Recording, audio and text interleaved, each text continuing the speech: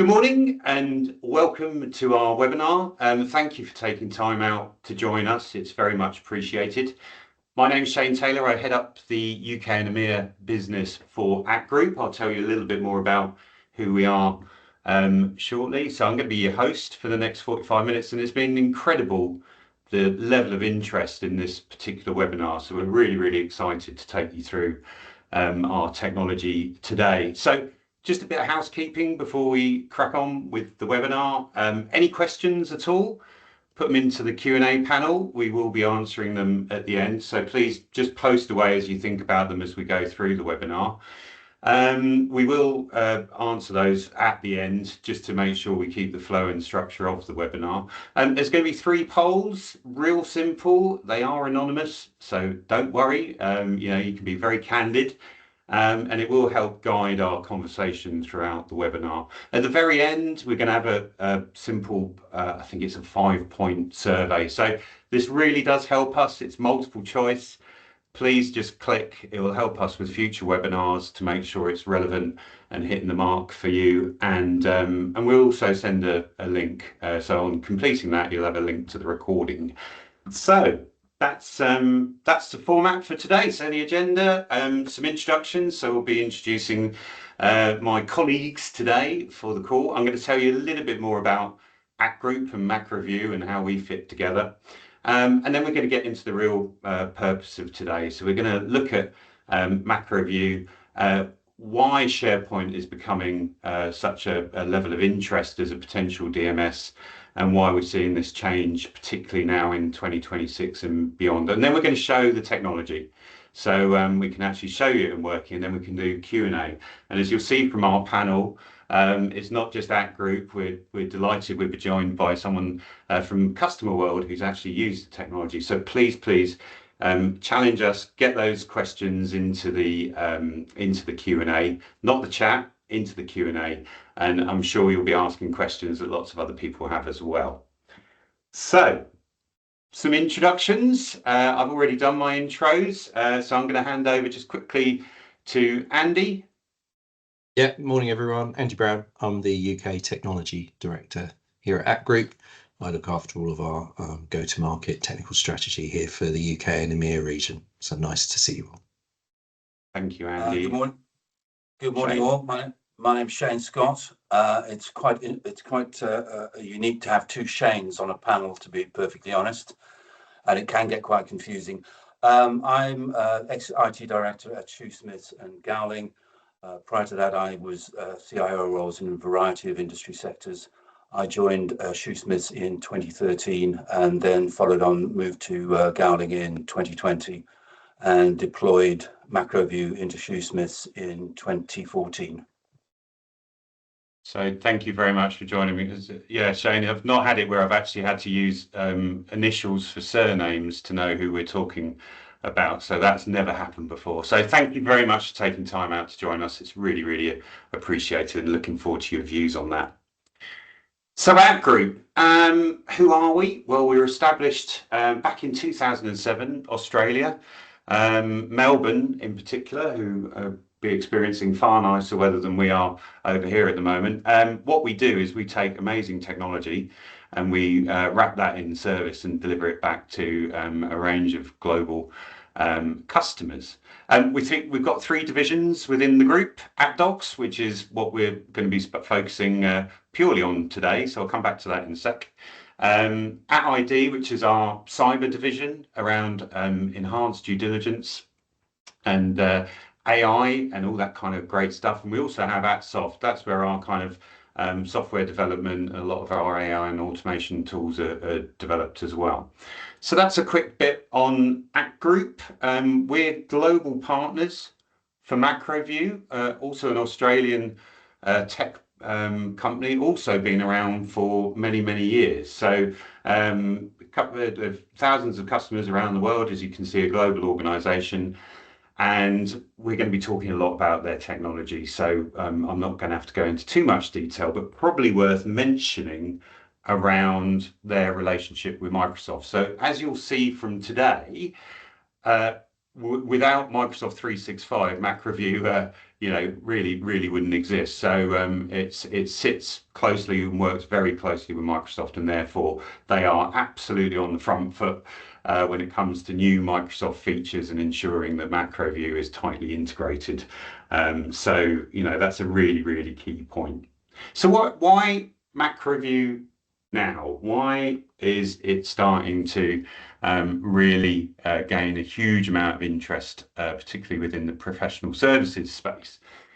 Well, I haven't talked to a customer that hasn't had this problem. So Microsoft 365 is absolutely fabulous. We've all got it, but it's unstructured, and people spend a lot of time looking for documents. And when they find documents, making sure that they're actually working on the right document. And then where do they save it? So we've all had it where we're like, I've seen that document, I just can't find it. And this is causing a problem for lots and lots of people. So if you look at what the analysts have to say, they've done a lot of research in this space, and we're spending hundreds of hours looking for documents. It's just wasted time. And then, as I mentioned, when you find them, am I working on the right version, or has someone else got a more current version? And then that creates that chaos. Where on earth is that document? Where was it shared? Where can I find it? And where can I save it? And of course, if you make things too difficult for users, most users aren't malicious. They just want to work, so they'll find a way around it, and that of course creates security fears. So that's what the analysts think, particularly in professional services. This is what some of the challenges that we're seeing. So they've created standard or taken enterprise document management systems to manage and provide this structure. So in essence, you've got two data silos now. So you've got your Microsoft, and now you've got your standalone systems. We'll talk more specifically around these, but if you want to bring Lauren's my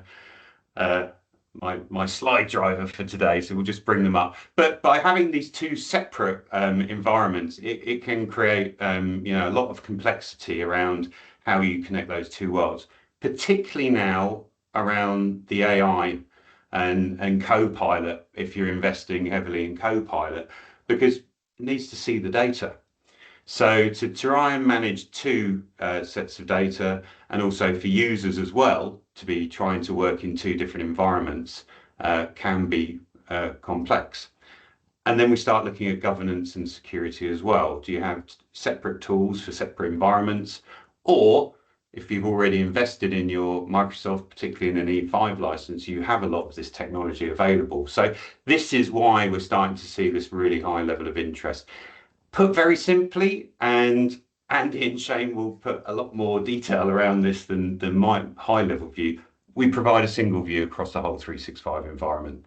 That's basically what what MacroView can do with Microsoft. So without further ado, I am not just going to take my word for it. I'm going to hand over to Shane just to spend a little bit of time giving some insight and experience into actually working with SharePoint as a DMS. Shane. Thanks, Shane. So just to give you a little bit of context, I joined Shoosmiths in 2016, and at that time they had a variety of CMS technologies and a very aging DMS infrastructure. They used DM6, which was an interwoven product, as their main DMS, but then had 13 different case management systems, all of which had their own document repositories associated with them. At the time, we were also implementing SAP as our practice management system, and SAP had an agreement with Microsoft which allowed SharePoint to act as an underlying integration layer between SAP and Microsoft technologies at the time. So we looked around for our strategic options here in the DM space, but also in the CM space, because we had a lot of challenges with multiple matter and client onboarding methodologies across the firm. Document silos preventing access. So, for example, if in case management A, there was a requirement for a advisory lawyer to get involved, We either had to grant him a license for that particular product and give him logon details. And if he was working across multiple case management systems, he would need multiple logons, or we would the file would be emailed across, and therefore we would have confusion with regard to version control, etc.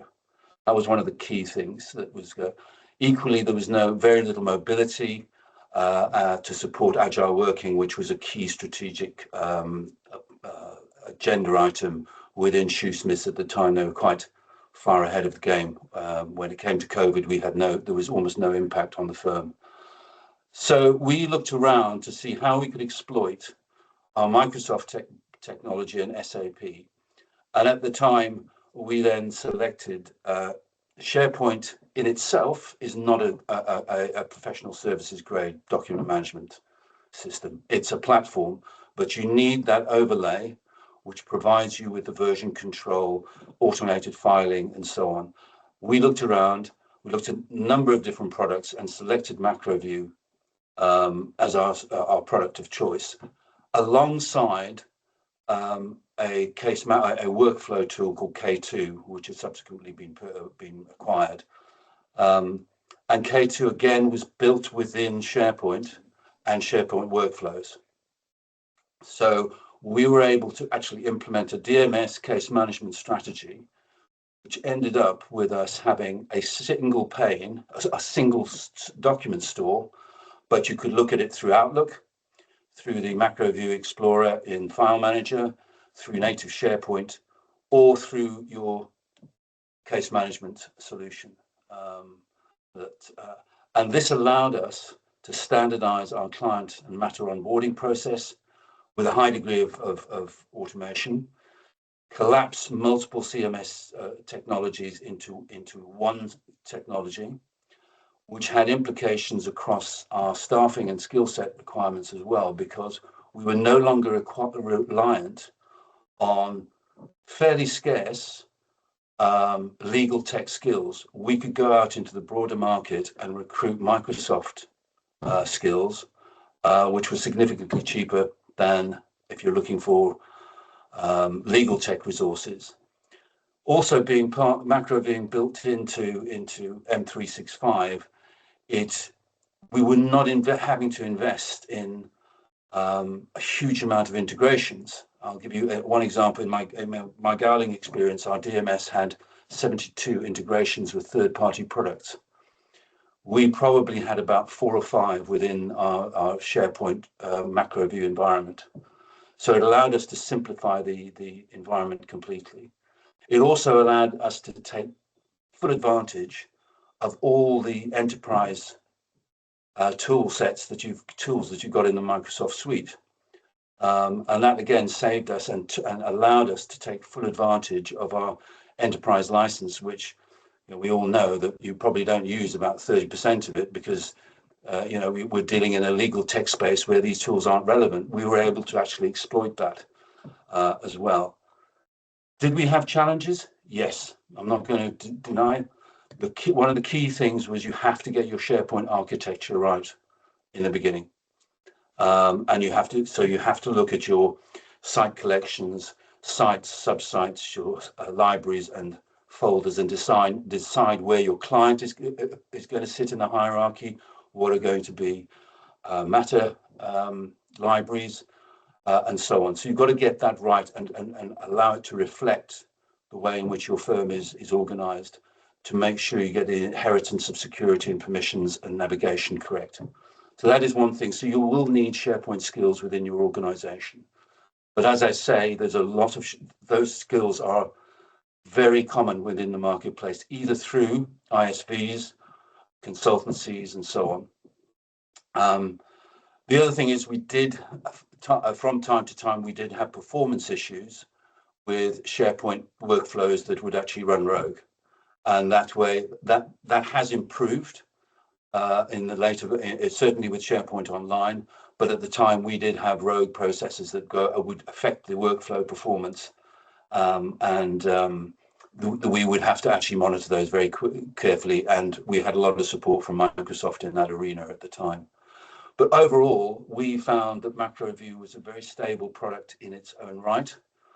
and the costs were a fraction of what you would pay for a professional services document management system these days. And it allowed us to actually reduce our costs and actually reduce our IT resources, because we had a platform that was ubiquitous in the industry. So I could flex my resource either with contract resource or with consulting resource, which made us a much more agile department and able to serve the firm effectively. So I'm more than happy at the end to take questions, but I think that finishes me up, and I'll hand over to Andy. Excellent. Thank you very much, Shane. Okay, so over to me. So enough of the talk. I guess time to actually see the technology in action. So I'm going to switch gears now and switch across to my demo environment, which, to give you an idea, this is a SharePoint environment that we tend to see in a lot of organizations that's kind of grown organically. What you tend to see out of the box when we first walk in. So there'll be various sites that have been set up for all kinds of things. Normally departments may have created their own sites. There may be a help desk site, onboarding, all this kind of good stuff. And the key thing here, and the point back to Shane's point at the beginning, is all of these areas have the ability to store documents and information across SharePoint, and this can get fragmented really quickly. So that's just to give you an idea of what sits behind this. What I've also done is created the capability to see a more DMS-like view across this. So if I switch gears now and go to my Outlook, you'll see that I'm now in my Outlook view. I've got the traditional, preview pane, etc. But I've also got the concept now of this tree-like structure, which is the macro view plugin installed into my Outlook here. And that will allow me to interact with all of the sites and areas of Teams, SharePoint, OneDrive, etc. that I have available to me, because the whole point is macro view runs in the context of the user. So permissioning is ultimately down to how you set this up properly in SharePoint, as mentioned by Shane earlier. Now that means that I can then start to interact with that data. So if I go back to, at a very high level, if I go back to that document view that was on that communication site, I can now start to see all of that information now listed here within my Outlook client, which is a very common workflow way of working to stay within the email client for in professional services in particular. And I can start to interact with that data. I can start to preview it here if I want to do so, etc., etc. And obviously I can then also, once my mouse pointer comes back, where's that gone? That's rather odd. Right, excuse me here. So I can start to look at things like version history, for example, check in, check out, permissions, all kinds of things I start to be able to do with this data. Or indeed, I can go straight to and open that file if I want to start work on it. Now that capability is particularly powerful when we start to look at the concept of emails and email filing as well. So if I go back to my inbox, you'll see here I've got various emails. These are just test emails coming into my environment. Now, if I want to save an email away and drag that, I can just drag and drop that across as a way of doing so, for example, there to that communication site. And you will see it just uploads it. We have options in MacroView, whether it uploads and deletes, i.e. move, or whether it will just create a copy. And you'll see in this case, it's created a copy of that file. And you'll see now that's tagged and flagged as being saved to SharePoint. That's one way of doing it. Obviously, that's just what I would call very manual filing. Or I can start to do things along the lines of luggage tagging and the ability to put it into a specific area, which is where we start to get into this concept of creating an area of SharePoint that becomes the document repository. So using hub sites and the ability to create structure in SharePoint, we're able to create a hierarchy where I can start to, for example, create a structure that is, here's my demo hub. So I've got various business areas that have their own capability, their own area. And then in there will be a, in this case, a SharePoint site for each client. And then there's a matters document library, and then we've got the various matters with auto numbering starting to be created with folders underneath there. I'll touch on that a little bit more in a second as well. But that means that I can start to, let's say this is an email that's actually relevant to a matter, I can now, instead of just drag and drop, I could actually tag and save it. So I can say, right, I want to put this into a matter. Now it's going to bring up the list of matters that I've interacted with most recently. So normally this is going to already be in the list, but if I want to, I can also search around and find the matter that I want to interact with as well. And that will now use the ability to, it's going to add the luggage tag to the email in the background, and then it's going to use the managed filing engine to put it into the appropriate folder. So in this case, you'll see it's now showing as being filed by managed filing in this case. And indeed, you know, if that's like, well, where exactly is that? If I'm like, well, where is that? I can also show the tag and it will tell me exactly where that is. And I can either, and I can go straight to that location and it will open it and you can start to see the items being filed away. What this is also starting to show you is different views that we can create in macro view for different types of libraries. So in this case, we've got additional information that's starting to be exposed about unique document IDs, which is obviously something that's popular in professional services. We can start to see matter number against each individual item, etc., etc. And we can also start to do that for, you know, if it's a document type, we can create all kinds of different views if we choose to do so. So all of that is available there. Now, when it comes to the filing itself, if I go back to my inbox now, you'll see that we've got the concept of rules for managed filing. So this is where you start to get even deeper into the luggage tagging principles. Users can create their own rules. They can choose to either have them run manually or they can have them automatically run in the background. Users creating their own rules can be anything in terms of, you know, who's it from, who's it going to, subject line contains keywords, message body contains keywords, all that kind of stuff, all the way through to, you know, a specific BCC that you add in to therefore trigger an action, whatever it may be. That's all user-based rules and filing, but we also have the concept of managed filing being created centrally and pushed out to the users. So in this case, I've got a set of rules that are being pulled down actually from a macro view website or SharePoint site.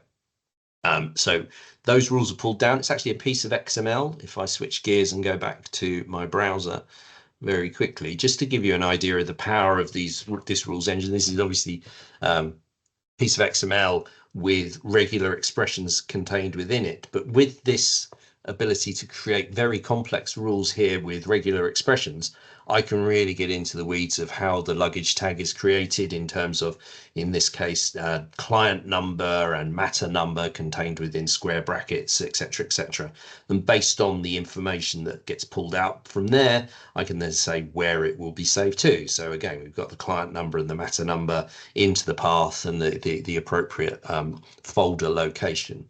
All of that is possible to configure to your heart's content, depending on how you structure data in your organization. So switching gears again, whilst we've got that available to us here in Outlook, we also have, as Shane mentioned, a standalone view, which is the macro view DMS Explorer, which is where we really get the capability to have more screen real estate. But it's still fundamentally the same UI. And across the macro view UI, you will see the concept of browsing, which I've obviously already shown in terms of the way the tree is exposed from the SharePoint hierarchy. We can start to have the concept of favorites, which is particularly useful for users to create the favorite areas that they interact with on a regular basis so that they can just go straight to it.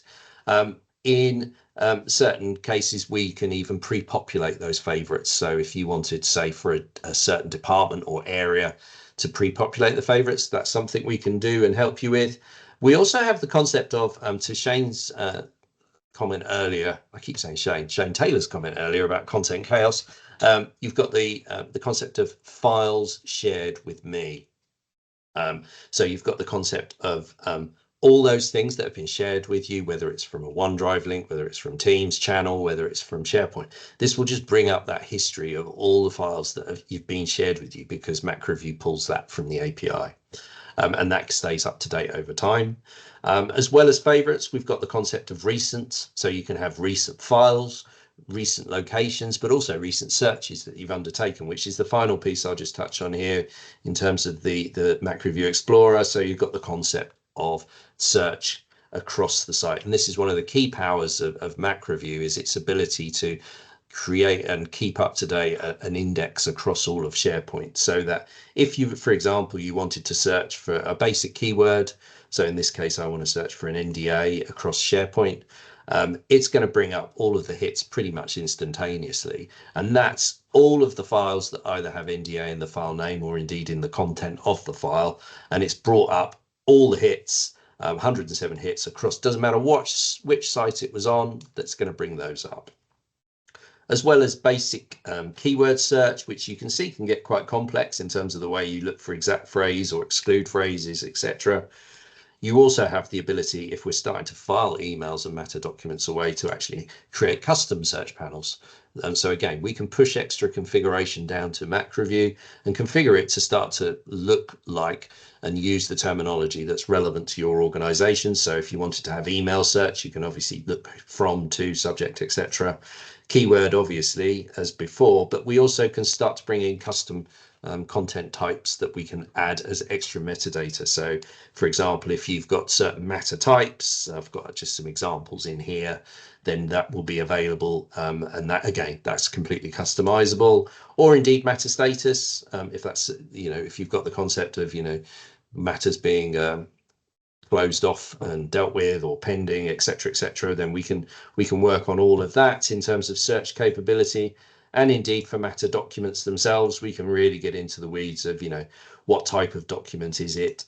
So if you've got tagging against all of the files, we'll also have all of that extra metadata there stored against it.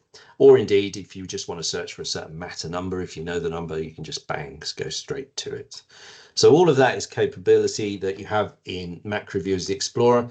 It's also installed across the Microsoft stack. So if I look at the classic scenario of creating a new piece of information, so let's say it's a brand new document, obviously out of the box, Microsoft M365 is going to have its default safe location as OneDrive, which is obviously not necessarily particularly useful in a professional services organization. You want to put it into a shared location.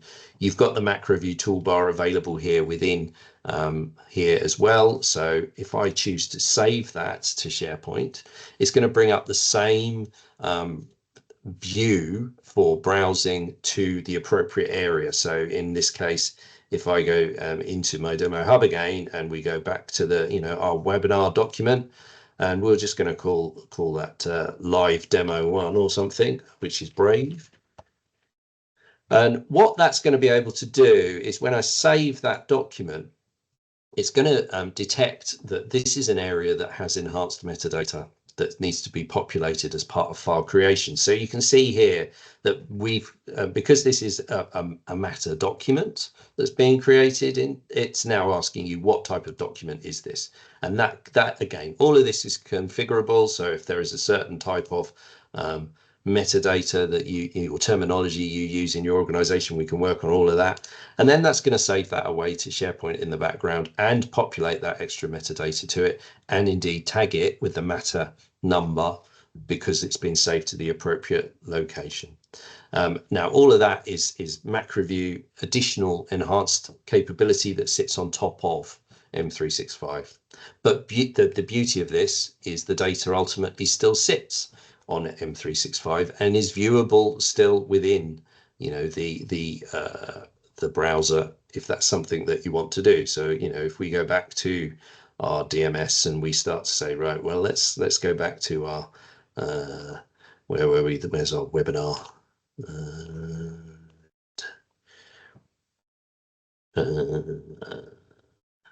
That's the wrong one. That's why. There we go.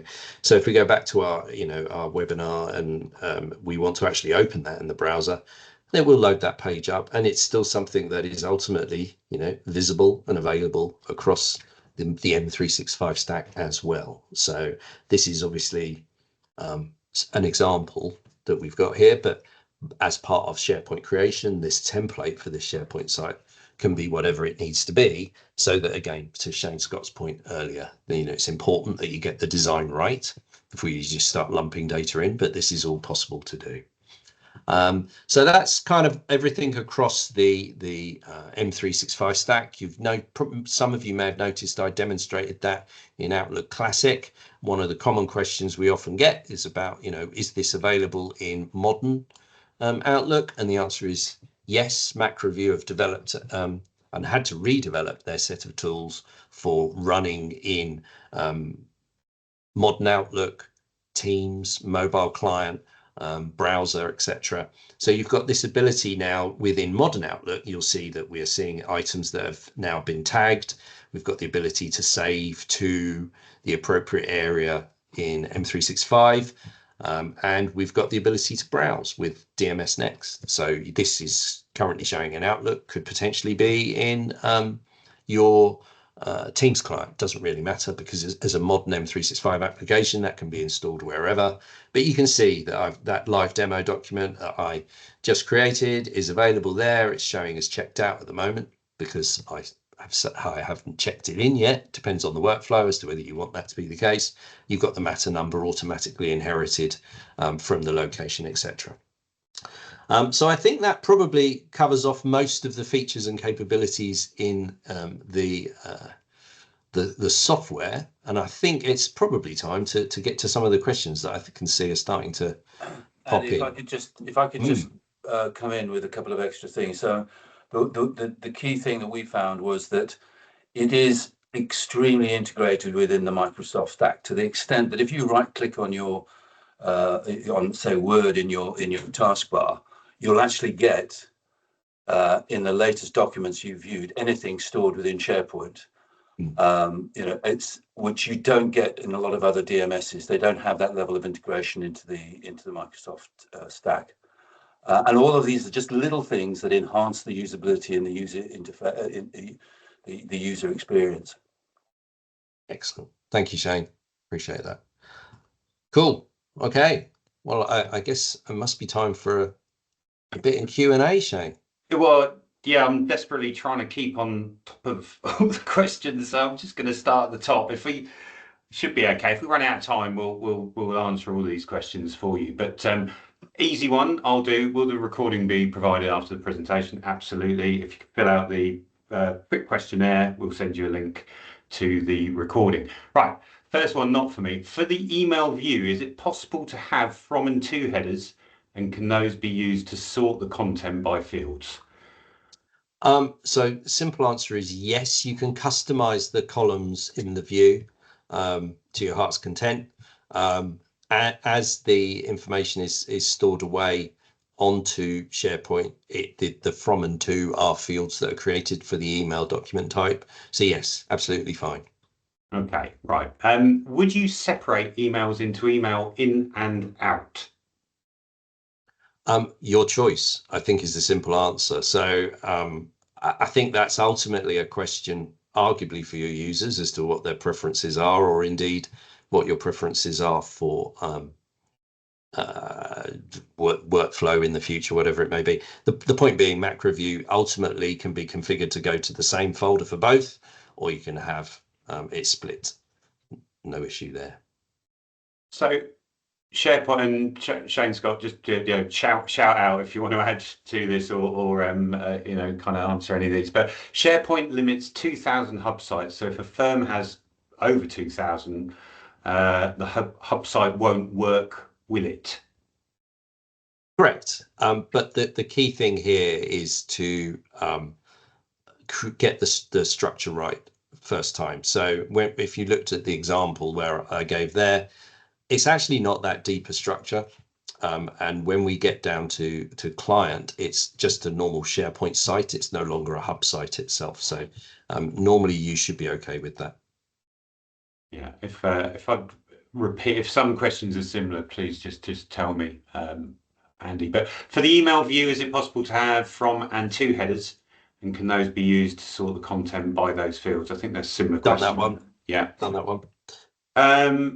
I see you use document ID for the document number. Do you have systems that increments the document number across all sites? Yes, we do, and it's actually SharePoint. So one of the things that MacroView is effectively doing is just exposing the unique ID that SharePoint creates in the background. So at the moment, SharePoint's already doing this.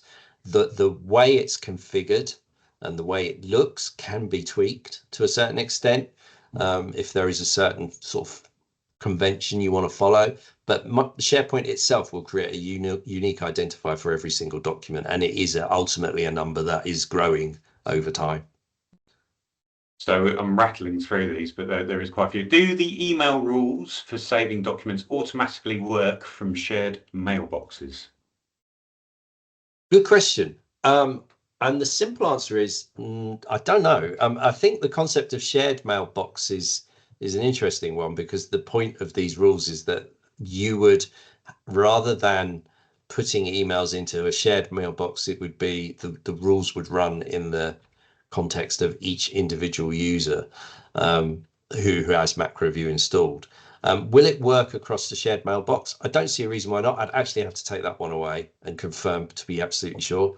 What I can say is that MacroView does have capability built into the client that it's only going to save the email once. So even if you've got multiple recipients on the same email, it's only going to create one copy of that into SharePoint. It's smart enough to avoid doing duplication.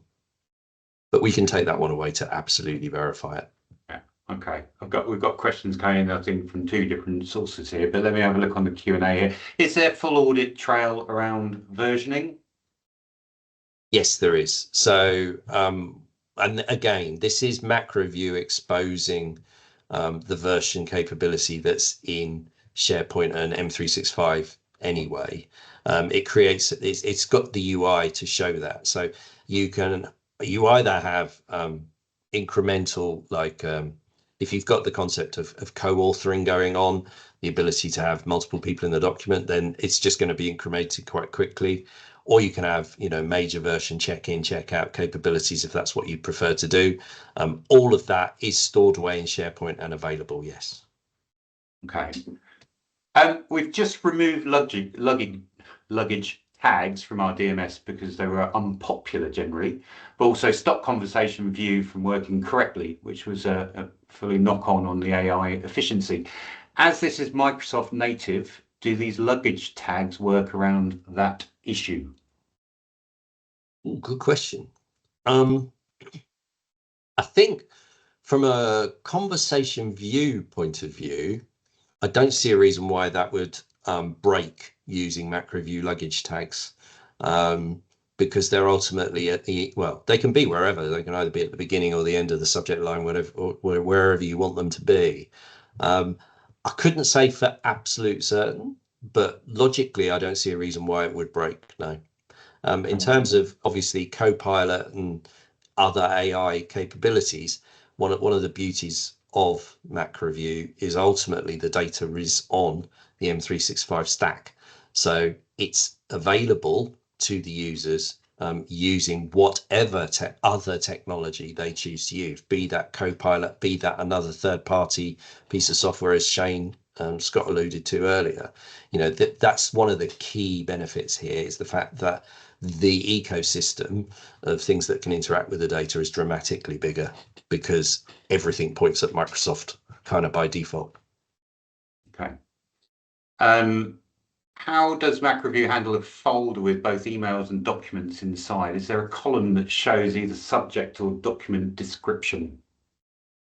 There will be the ability to have that collapse down if that's what you want to do. And then obviously certain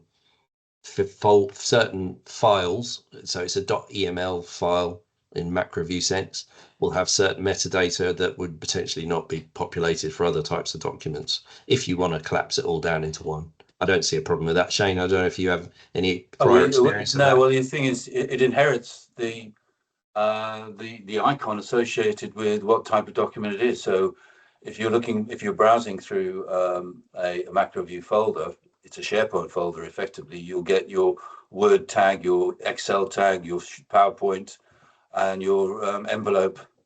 So they are very easy, and you can then filter on those. Again, as I say, the customizable column headings, you can filter on any of those. So we never had any issue in terms of different views of what document types we had in folders, for example. Cool. Also, just looking at one of the questions about Copilot, you don't actually have to, in my experience, you didn't have to have even though Copilot wasn't around when we deployed MacroView, given that the documents are sitting in SharePoint, you can use the browser version of Copilot to actually search across your entire SharePoint estate, and that comes free with Edge. Yep, completely agree. And ultimately, Copilot, like MacroView, runs in the context of the user. So users will see and get responses based on the permissions that are set up. So it's always important to get the permissions right, obviously, as you bring data in. So just a couple more. So how does this work in an environment where you have multiple geo SharePoint sites? So the beauty is that MacroView ultimately will run in the context of an account or multiple accounts. So if you've got multi-geo, you've got multiple areas, whatever it may be, you've even potentially got multiple logins. MacroView will just consolidate that, and you will have the ability to browse them all or search across them all. So that shouldn't be a problem at all. And we'll just a final one before we wrap up. Sorry if I've missed any. There's quite a few around here, but probably one for you, Shane, about how was the actual deployment and adoption from the end user perspective when you rolled out SharePoint with MacroView? We had a very good rollout. I kept testimonials of the response, and and very unusually, I had about 50 partners contact me to say how intuitive MacroView was to use. I think one of the things that we had to focus in on in terms of training was search. Search was and I know the search capability has actually been simplified, and the UI is much better than it was previously. But that was one area we did have to focus on, was search. Yeah. Okay. That's good. Excellent. Well, look, thank you all for attending today. Just really my wrap up slide, my summary. So hopefully from what you can see and the questions you've asked, which have been great because it brings it to life, is that, you know, by using SharePoint with the controls that MacroView can put on top for users, that is very, very capable solution that again will align very well with your Microsoft strategy. The licensing is considerably cheaper to enterprise DMS solutions. I get asked why, you know, is it because it's inferior? It's quite simple. You've already got the Microsoft environment. You've already got the platform and the storage through your Azure. So it's there, and we're using that and sitting on top of it. So you know, that helps us really just to provide the license, and hopefully for your users, as Shane said, are at that traditional view. So, you know, some people have said, oh, it's quite traditional, you know, what about new views? Well, obviously we've got new Outlook for those that want to start using that. So that's an option, but we find we use it, it's a very traditional way, which makes it very easy to adopt and to navigate and find documents, and with a bit of training just to get the full use of the search capabilities. So that's it really from an app group perspective, with a full service for MacroView, so we can provide the data migrations, the design of your SharePoint to make sure it's ready to go, and then the ongoing support of that. So yeah, hopefully that's been useful. Please fill out the survey at the end. We'll send through the recordings.